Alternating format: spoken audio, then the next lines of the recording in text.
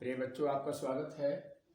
कक्षा 10 के लिए पद सूरदास जी रचयिता हैं। आज देखेंगे आप वात्सल्य रस में किलकत कान घुटुरवन आवत। ये पद्यांश देख रहे हैं बेटा। किलकत कान घुटुरवन आवत, इसको बताया जाएगा आपको। संक्षिप्त में लिखा है सूरदास जी ने छोटा सा पद।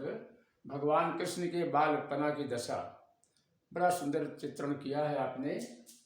ध्यान से देखेंगे, एक एक कड़ियाँ अलंकारों से भरपूर हैं।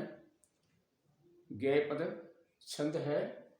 किलकत कान्ह घुटुरवनि आवत, किलकत कान्ह घुटुरवनि आवत।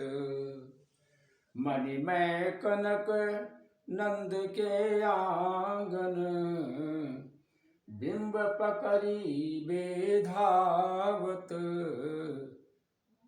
किलकत कान्ह घुटुरवनि आवत। बड़ी भावहीनी। देखिए, भगवान कृष्ण के प्रिय बाबा सूरदास, महात्मा सूरदास जी जो कवि भी कहे जाते हैं। आपने लिखा, किलकारी मारते हुए कन्हैया, कान माने कन्हैया, घुटुरवन आवत। घुटुरवन का अर्थ होता है बकैया आ रहे हैं, जान पानी धाये मुहि धरना, जैसे रामचरितमानस में आया राम जी के लिए, ऐसे सूरदास जी यहाँ लिख रहे हैं घुटुरवनि। घुटने के बल, हाथ और घुटने के बल चल रहे हैं। बाल्यावस्था में सब बच्चों का यही होता है। किलकारी मारते हुए कान, यहाँ देखेंगे कान और किलकारी में का है, इसलिए अनुप्रास अलंकार द्रष्टव्य हो रहा, आपको दिखाई पड़ रहा है बेटा। मणिमय कनक नंद के आंगन, मणिमय मन से युक्त, कनक कहते हैं सोने का आंगन है नंद जी का। मणिमय कनक नंद के आंगन, मणि से युक्त सोने के आंगन में जो मणियों से युक्त है। बिंब पकड़ बेधावत, बिंब माने छाया। भगवान कृष्ण बाल्यावस्था में अपनी छाया पकड़ने दौड़ते हैं, जैसा आम स्वभाव है बच्चों का। वही आप त्रिलोकीनाथ भगवान कृष्ण जी वही बाल लीला कर रहे हैं। आगे क्या होता है, कबहु निरखी हरि आप छाह को, करसों पकड़न चाहत। कबहु कभी, निरख मैंने देख करके, हरि मैंने भगवान कृष्ण, आप छाह को अपनी छाया को, अपनी परछाई को देख करके, अब चूंकि प्रकाश में छाया आती है, नीचे मणि है, स्वर्ण है, चमकीले धातुएं हैं, इसलिए उनकी छाया वहां पर प्रतिबिंबित हो रही है। कर माने हाथ से पकड़ना चाहते हैं। ये बाल दशा सब बच्चों की होती है, वही भगवान कृष्ण जी बाल दशा दिखा रहे हैं। किलकी हसत राजत द्वय दतियां, दांत नहीं कहा, दतियां कहा है, अभी बच्चे हैं। दतुलिया कहते हैं बच्चों के दांतों को, छोटे छोटे दांत हैं। किलकारी मार के जब हंसते हैं तो राजत माने शोभायमान होता है। द्वय दतियां, दो दांत, दो दतुलियां बहुत सुंदर लगते हैं। पुनि पुनि, बार बार उसी छाया को, अपने दांत दतुलियों की छाया को जो जमीन पे पड़ रही है, प्रतिबिंबित हो रही है, कई अवगाहत, बार बार उसी को देखते हैं कि क्या है। बाल दशा का सुंदर चित्रण, जैसा आम बालक करते हैं, उसे भगवान कृष्ण जी एक खेल कर रहे हैं। कनक भूमि पर कर पग छाया, कनक भूमि पर कर पग छाया, यह उपमा एक राजती। सोने की धरती पर कर पग, हाथ और पैर की जो छाया है कन्हैया के, यह उपमा एक राजत है। यह एक समानता दिखाई पड़ रही। राजत में शोभायमान हो रही है। क्या शोभायमान हो रही उपमा? लगता है भगवान का जो चरण कमल हैं, हाथ और पैर दोनों के, उसकी कमल बैठकी साज रहे हैं आप। अगली कड़ी में उसको दृढ़ करेंगे आप। करी करी प्रतिपद प्रतिमनि वसुधा, कमल बैठ की साजत। अर्थात ऐसे लगता है प्रतिपद प्रतिमनि, धरती में जो मणियां हैं, खंड खंड टुकड़े टुकड़े चिन्हित की गई हैं, जमीन पर लगी हुई हैं, उनमें प्रति मणि में प्रतिबिंबित हो रहा है पूरा स्वरूप आपका।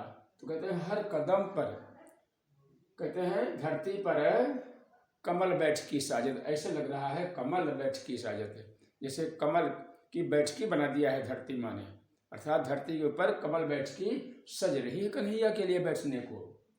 ऐसे इस प्रकार से बाल दशा देख करके अपने प्रिय पुत्र भगवान श्री कृष्ण की अगली कड़ी में क्या कह रहे हैं, बाल दशा सुख निरखी जसोदा, बाल दशा सुख निरखी जसोदा, पुने पुने नंद बुलावती। अपने पति देव बाबा नंद को बुला रही बार बार, बालक के इस दशा को देख करके सुख की अनुभूति करते हुए, प्रसन्न होते हुए आनंद विभोर हो गई हैं और अपने पति देव यानी नंद जी को बुला रही कि आप भी अपने पुत्र के इस खेल को जरा देखें। तो अंतिम कड़ी में अचरातर ले ढाकी सूर के, प्रभु को दूध पियावत। अंतिम में सूरदास जी कहते हैं प्रभु को, हमारे प्रभु को अंचल के नीचे ढक करके अपने नन्हे बच्चे कन्हैया को दूध पिलाती है माता।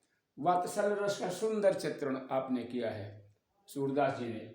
तो आप बेटा काव्य सौंदर्य में अब देखेंगे केलकत कान में 6 कान प्रास 2 बार यहाँ पर का प्रयोग किया गया शब्दों में क्रम से। आप एक देखेंगे मणिमय कनक नंद के आंगन, नंद के आंगन में क्या है, मणियों से युक्त उपमा अलंकृत कर रहे हैं, यहाँ पर प्रतिबिंबित कर रहे हैं।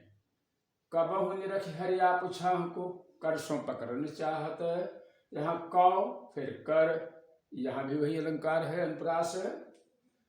अब फिर देखेंगे यहाँ पर केलकत हसत राजत द्वय दतियाँ, केलक हसत राजत द्वय दतियाँ, द्वय दतियाँ में फिर आपका अलंकारिक भाषा वही अनुप्रास।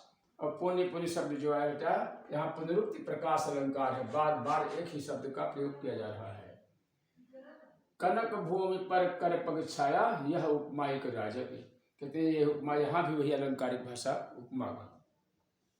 कर में 2 शब्द हैं, दोनों एक समान है, यहाँ भी पुनरुक्ति प्रकाश अलंकार। बाल दशा सुख निरखी यशोदा, पुनि पुनि, यहाँ देखिए पुनि पुनि भी वही शब्द आया है, 2 बार आया पुनि पुनि। कर यहाँ पुनरुक्त प्रकाश का अर्थ होता है पुनः उक्ति माने कथन, प्रकाशित हो रही है, दिखाई पड़ रही है। आप देखेंगे यहाँ पर अचरा तरले ढांक सूर्य के, प्रभु को दूध पियावत। इस प्रकार से आपने अलंकारों को देखा। यहाँ पर रस कौन सा है बेटा, जब बड़ा प्यार करता है छोटों को तो वात्सल्य रस होता है, छोटा प्रेम करता है बड़ों को तो भक्ति रस होता है। यहाँ वात्सल्य रस है, माता यशोदा अपने बच्चे को प्यार कर रही हैं, प्रेम कर रही, प्रेम में विभोर हो रही हैं। यहाँ पर छंद कौन सा है, मुक्तक छंद है, गेय पद है। भाषा आप देख रहे हैं ब्रज भाषा है बेटा। गुण क्या है, यहाँ अभिधा और लक्षणा है, शब्द शक्तियाँ। और गुण क्या है, माधुर्य है, प्रसाद गुण है और लक्षणा शब्द शक्ति है, अभिधा शब्द शक्ति भी है, और यहाँ माधुर्य गुण है, प्रतिबिंबित हो रहा है। आगे देखेंगे यहाँ पर शैली क्या है, शैली में मुक्तक शैली है और क्या है, भावात्मक शैली, भाव विभोर है। माता यशोदा नंद जी को बुला रही है देखने के लिए। भगवान की बाल लीला का सुंदर चित्रण सूरदास जी ने इस प्रकार किया है। अब आगे के लिए आपको फिर हम कल आपको अगला पद पढ़ाया जाएगा बेटा, तब तक के लिए इसको कंठस्थ कीजिए।